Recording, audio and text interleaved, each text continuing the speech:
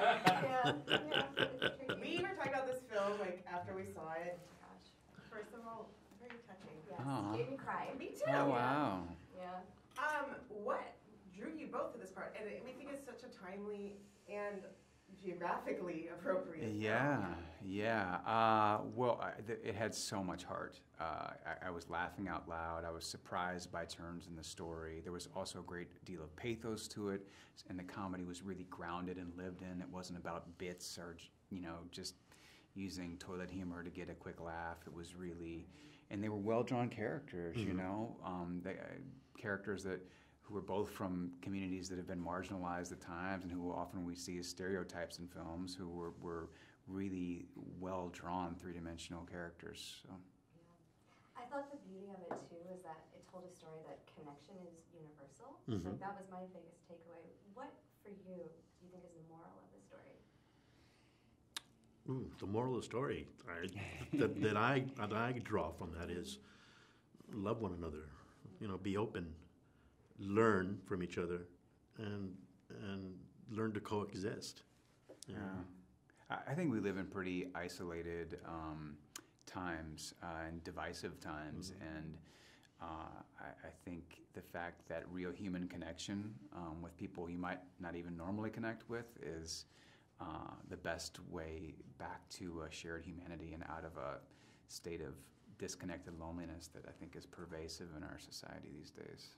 I thought it was really relatable that your character, because both of you will know this, like working with the public a lot, you're always social, but it can be so isolating at times. And I think that's a universal theme that people relate to, is that loneliness and isolation, well, especially this day and age, because you feel like we'd be connected with, but no, it's the opposite of the internet and everything. Yeah. I love that. I do also, I think what was really cool about your character was that your character craved connection, but he didn't want anybody to know who he was. Yeah. That was a cool caveat. How did you kind of work through that together?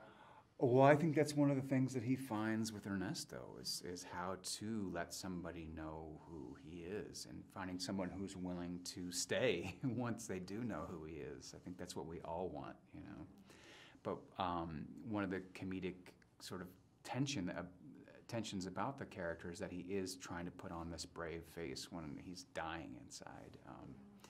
I think that's one of the things that made it seem like a fun duality to get to play. Absolutely. And I love that LA was the backdrop. LA was like another character in the story. Yeah. Why do you think LA is fitting for this? Well, because of John, our writer-director. For us, we live here every day, so we take everything for granted. He comes in and sees what we really have and showcased it in the film. So through his eyes to our eyes, I thank John for being able to present that to us. Yeah, I also think LA, there's a specific type of loneliness that is particular to LA, and even though it is a metropolitan place, it's not metropolitan in the same sense of Manhattan, where you have to walk out your front door and bump into 10 strangers and then ride the subway with people from all different walks of life.